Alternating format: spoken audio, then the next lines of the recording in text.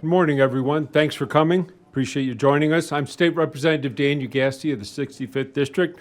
My district includes far western suburbs and part of Kane and DuPage counties. I'm here with my colleague, State Representative Tim Ozinga, who represents the 37th District, covering parts of Will and Cook counties. And also with us today is Mark Batnick, former state representative from Plainfield. We are here today to demonstrate that bad policy in Illinois has created and is perpetuating high property taxes, which unfortunately, in turn, helps create opportunity deserts. But we are here not only to point out a problem, but more importantly, to show that we, the Illinois Republicans, have solutions. High property taxes are one of the primary causes of opportunity deserts in our state.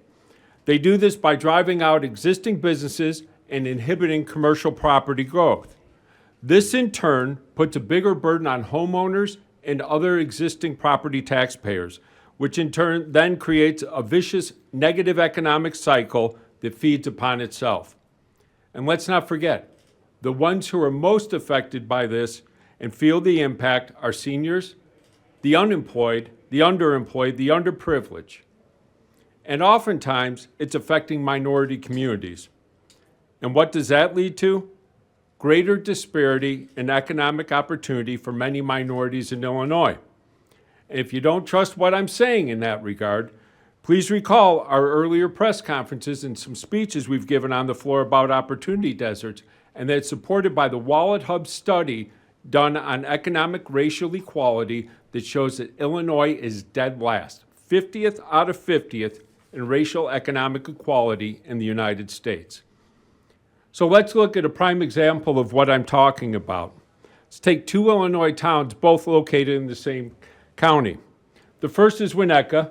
There's a property tax bill as an example from that town on the far right. It's located in northern section of Cook County.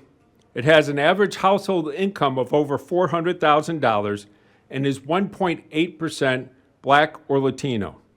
The commercial property tax rate in that town in 2022 was 7.465% of the assessed value, which equates to 1.87% of the market value. By contrast, we have a bill here for Harvey. It's located at the southern end of Cook County and is 92% Black or Latino. It has an average household income of $41,000. The assessed property tax rate there is a whopping 28.579% for the same year. That equates to 7.145% of the market value. This is obviously a problem and will continue to cause an inevitable economic death spiral for the people of Harvey.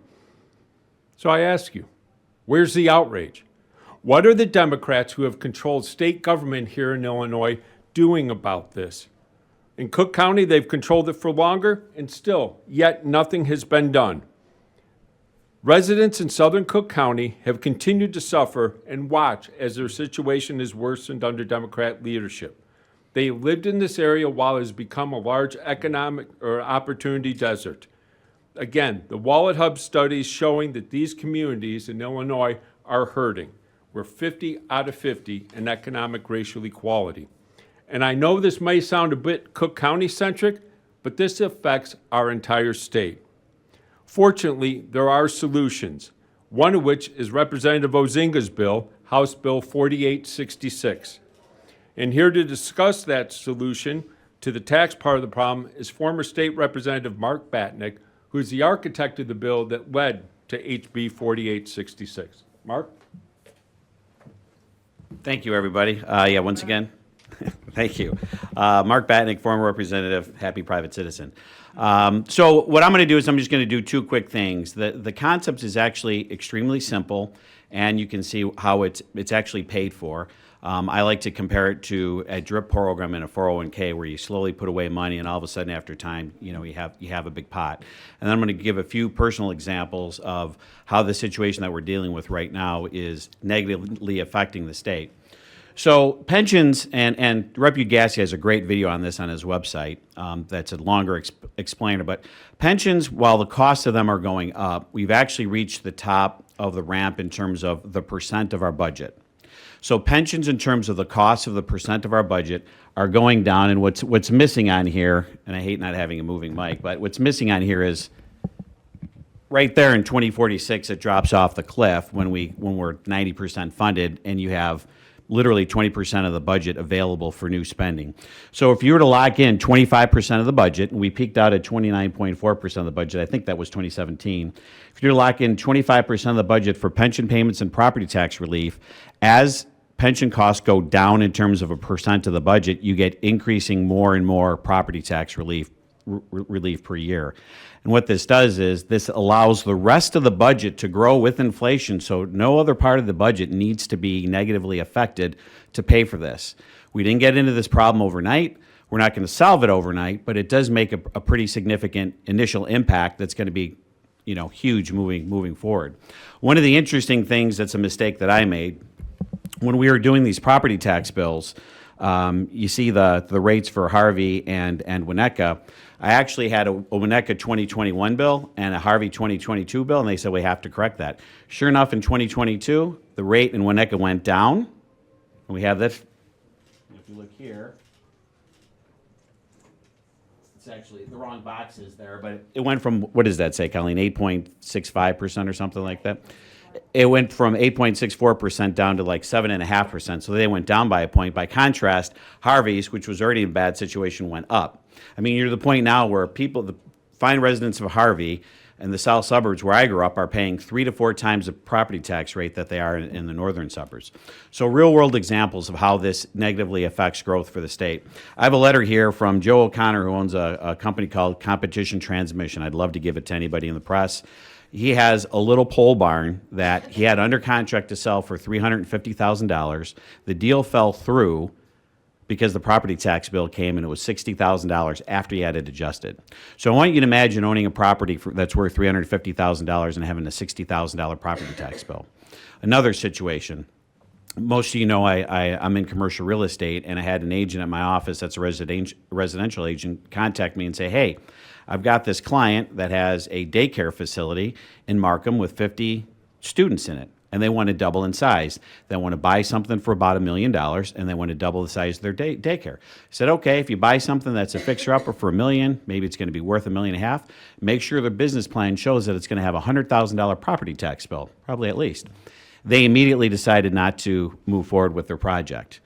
A week or so after I had that experience, the governor comes out with a plan to deal with daycare deserts. Well, the reason we have daycare deserts, grocery store deserts, assisted living deserts, all these deserts, is because it's economically feasibly impossible when you're charging 4 times the property tax rate in those areas for growth to come, for people to bring growth to those areas. I mean, it is to me just unconscionable that we can stare at the disparity between property tax rates between parts of the state and think that it's okay.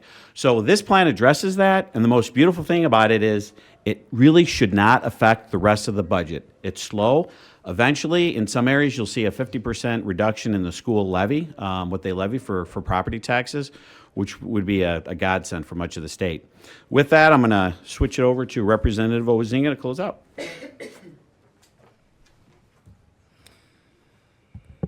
Good morning. Thank you, Rep. Ugaste and former State Representative Batnick. I am Tim Ozinga, State Representative of the 37th District, which covers parts of Cook and Will County. High property taxes in Illinois are hurting everyone. Families, homeowners, and businesses are struggling to make ends meet, and there doesn't seem to be light at the end of the tunnel. Our state leadership is continuing to perpetuate the haves versus the have-nots through bad policies that are hurting our most struggling communities with less and less opportunity, while continuing to maintain the status quo with more affluent ones. This is no more evident than when we look at the population of 2 communities that were previously mentioned. Winnetka has had a stable population for the past 20 years, while the population of Harvey has decreased over 30%, as residents and businesses have fled from these opportunity deserts. As previously mentioned, Illinois ranks 50th out of 50th in racial economic equity. This is unacceptable.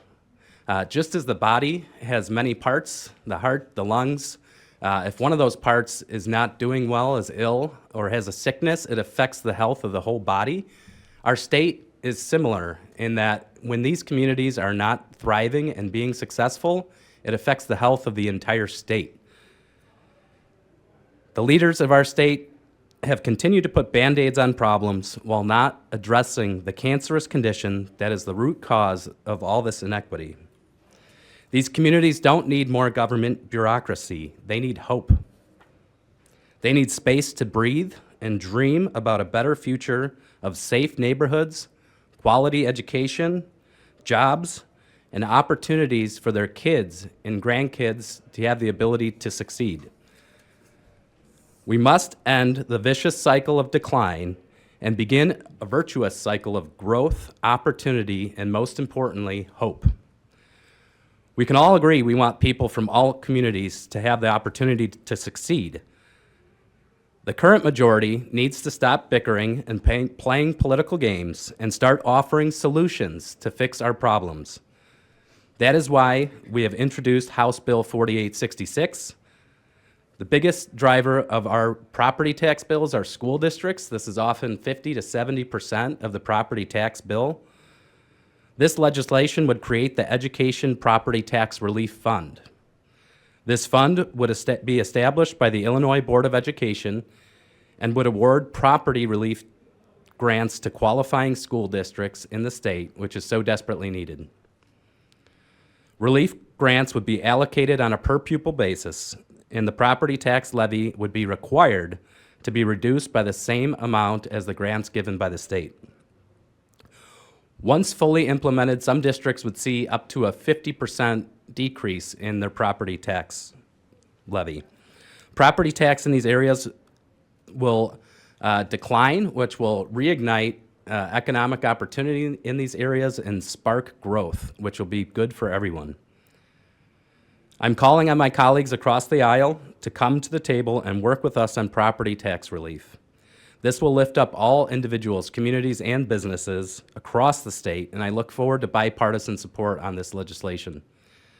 I'm confident this legislation will create real change for the people of Illinois who are struggling to make ends meet. This policy will build a foundation for the next generation, our kids and our grandkids, to succeed for generations to come. Most importantly, this plan creates hope and hope for a brighter future in the state of Illinois.